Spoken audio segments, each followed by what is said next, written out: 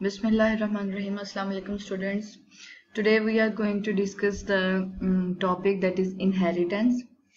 And this is very important topic in C++, object oriented C++. Inheritance अगर हम वैसे देखें, इनहेरिटेंस एक्चुअली क्या होती है? वो चीज़ जो कि विरासत में इंसान को मिलती है। अगर हम मेडिकली देखें तो जेनेटिकली बहुत सारे फीचर्स ऐसे हैं जो कि पेरेंट्स से चिल्ड्रन में ट्रांसफ़र हो जाते हैं, और बहुत से फीचर्स ऐसे होते हैं जो कि चिल्ड्रन के अपने भी होते हैं। इसका मतलब है कुछ तो फीचर्स उन्होंने अडॉप्ट किए और कुछ फीचर्स उनके पास अपने हैं जो कि उनके पेरेंट्स से डिफरेंट है। और बाज़-औक़ात ऐसा होता है कि जैसे किसी बच्चे को देख के थोड़ा ये अंदाज़ा हो जाता है कि इस तरह से बहुत सारे हम इस तरह से कुछ कोई बच्चा है, जैसे उसकी हम शबीह दे सकते हैं कि ये इसकी कोई आदत या कोई फीचर अपने पेरेंट्स से मिलता है, लाइक फादर से या मदर से, क्योंकि ये जेनेटिकली ट्रांसफ़र होते हैं। कुछ जीन्स में कुछ चीज़ें ऐसी होती हैं जो कि पेरेंट्स से चिल्ड्रन तक ट्रांसफ़र होती हैं, और उसमें से बहुत सारे फीचर्स ऐसे होते हैं जो कि उसके अपने होते हैं, जो कि ना तो उसके पेरेंट में होते हैं, ना मदर में होते हैं, ना फादर में होते हैं। इसी तरह से इनहेरिटेंस क्या होती है? इनहेरिटेंस अगर ऑब्जेक्ट ओरिएंटेड प्रोग्रामिंग में देखें तो ये बड़ा एक इम्पॉर्टेंट फीचर है ऑब्जेक्ट ओरिएंटेड प्रोग्रामिंग C++ का। और इसमें यह है कि एक क्लास बेस क्लास होगी, और जो कि सबसे पहले एक बेस क्लास होगी और उससे बहुत सी और क्लासेस डिराइव की जाएंगी। आप कह सकते हैं कि एक पेरेंट क्लास होगी और बाकी चाइल्ड क्लासेस होंगी, ऐसा भी बोल सकते हैं, ठीक है ना। एक ही क्लास से हम बहुत सारी उसकी चाइल्ड क्लासेस जो है वो डिराइव कर सकते हैं। अब यहाँ पे सिचुएशन ये है कि बेस क्लास में जितने भी फीचर्स होंगे, जितने भी मेथड्स होंगे, वो सारे के सारे इनहेरिट हो जाएंगे किसमें?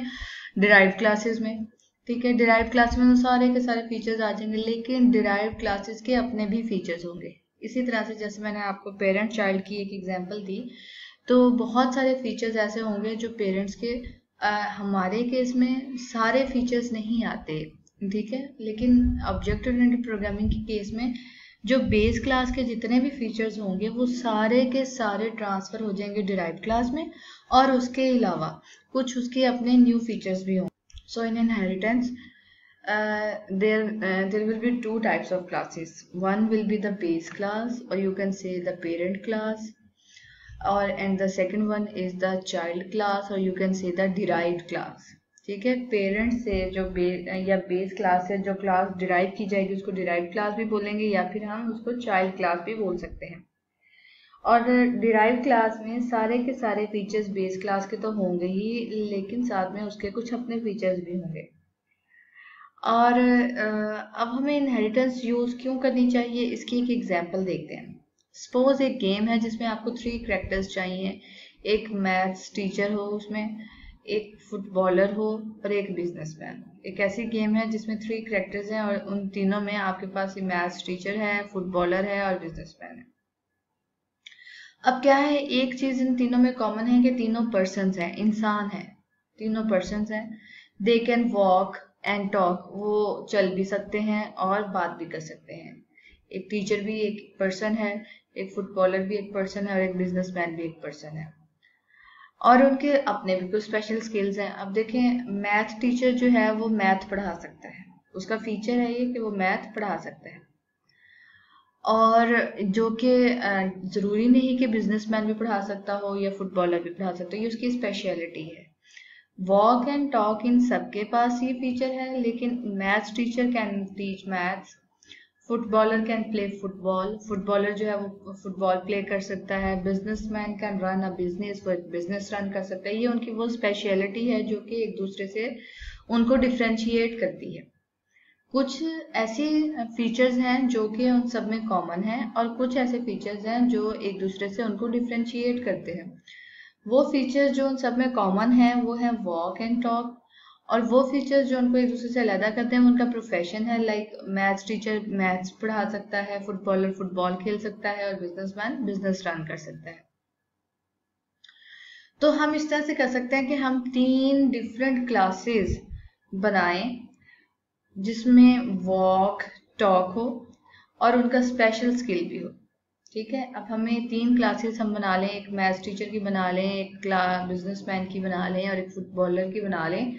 और उन सब में अगर हम देखें तो उनकी अगर सिमिलर जो फीचर्स हैं वो भी ऐड कर दें, that is walk and talk, और साथ में हम उसके ये भी फीचर ऐड कर दें जो कि उनके स्पेशल फीचर्स हैं स्पेसिफिकली। यहाँ पे हम देख सकते हैं कि हमने एक क्लास बना दी मैथ्स टीचर के नाम से, एक क्लास बना दी फुटबॉलर के नाम से, एक क्लास बना दी बिजनेसमैन के नाम से। अब ये तीनों जो क्लासेस हैं इन सब में देखें 1 2 3, ये 3 उसकी मेथड्स डाल दिए हैं, इसके भी 3 मेथड्स हैं और इसमें भी हमारे पास 3 मेथड्स हैं। अब टॉक वॉक इन तीनों में सेम है, तीनों में रिपीट हो रहा है और इन तीनों का जो है वो यूज कोड सेम होगा। ये जो तीनों क्लासेस में इन दोनों मेथड्स का कोड सेम होगा। इसका मतलब है ये जो आपके पास मेथड्स हैं ये रिपीट हो रहे हैं, 3 टाइम्स रिपीट हो रहे हैं। जबकि ये मेथड जो है टीच मैथ्स, प्ले फुटबॉल और रन बिजनेस, ये इनके इंडिविजुअल मेथड्स हैं जो कि कॉपी नहीं हो रहे और जो कि रिपीट भी नहीं हो रहे। ठीक है, ये हर क्लास का इंडिविजुअल इसका मेथड है।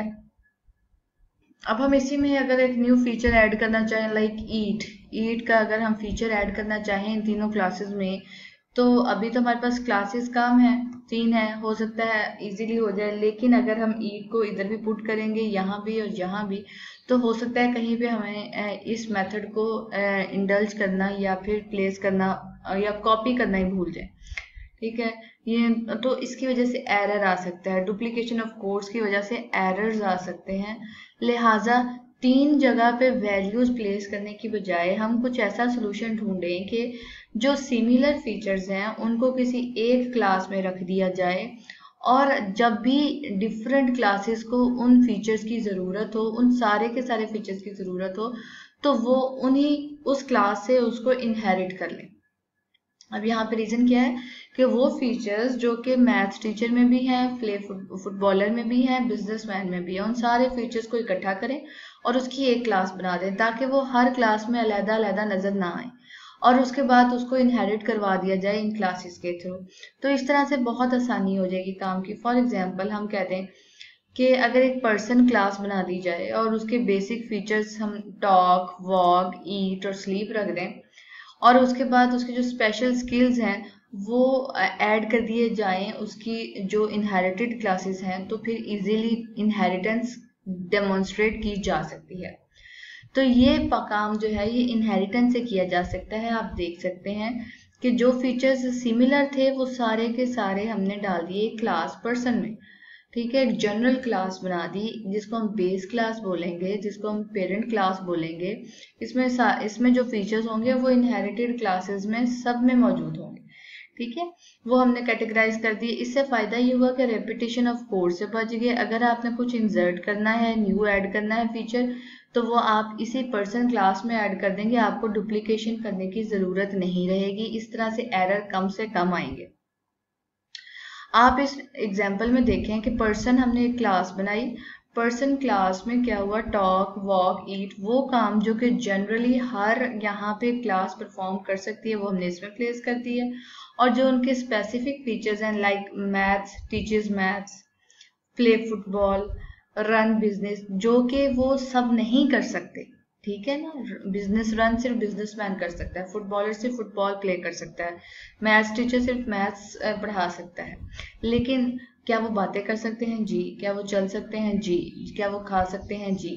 तो जो फीचर्स उनके सिमिलर हैं वो हम एक बेस क्लास बना के उसमें रख देंगे और अगर इन फ्यूचर हमें कुछ और ऐड करने की ज़रूरत हुई तो हम उसी पर्सन में ऐड करते जाएंगे और वो फीचर्स जो कि उनको डिफ्रेंशिएट कर रहे हैं उनको हम उनकी क्लास में सेपरेटली मेंशन कर देंगे। और ये काम हम इनहेरिटेंस के थ्रू कर सकते हैं इजीली।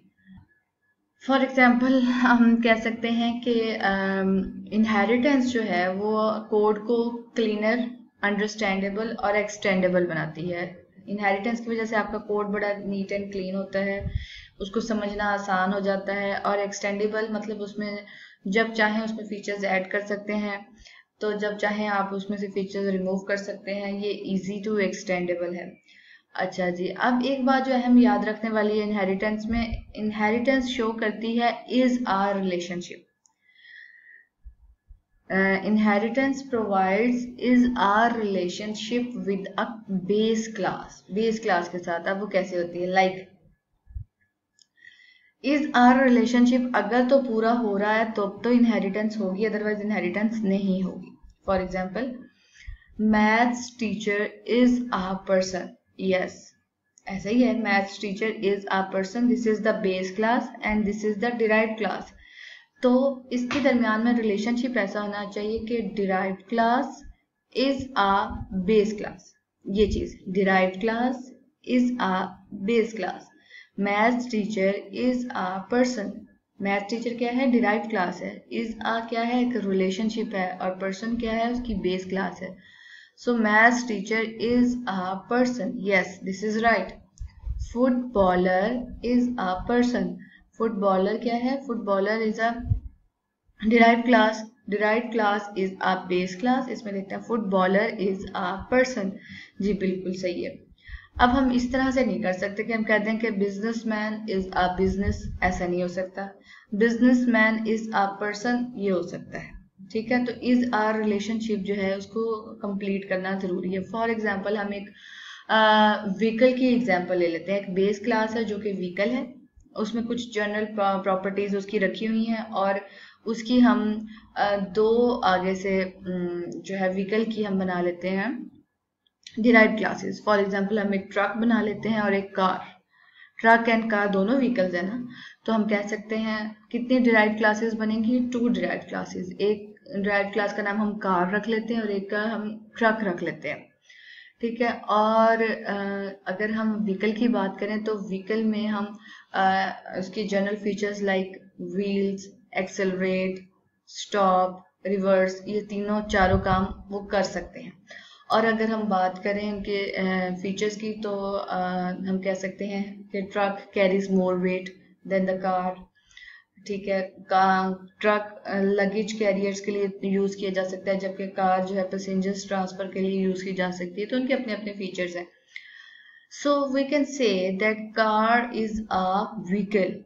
ठीक है, इसी तरह से हम कह सकते हैं ट्रक इज अ व्हीकल. तो तब ये रिलेशनशिप ठीक हो जाएगा. ठीक है, तो इज आर रिलेशनशिप होना जरूरी है. So inheritance is very very very important in object oriented programming. Inheritance is a phenomena in which derived classes are generated from a base class. Base class is also called parent class and the derived class is also called child class. There may be more than one child classes. Child classes एक से ज़्यादा हो सकती हैं. And child classes will inherit all the features of the base class and some of its new features. And all the similar features of all the derived classes are placed in the base class. So in this way the code becomes clean, understandable and extendable. And it will be less to the error prone. Error नहीं ज़्यादा आएंगी इस तरह से. और inheritance में is are relationship को complete करना ज़रूरी है.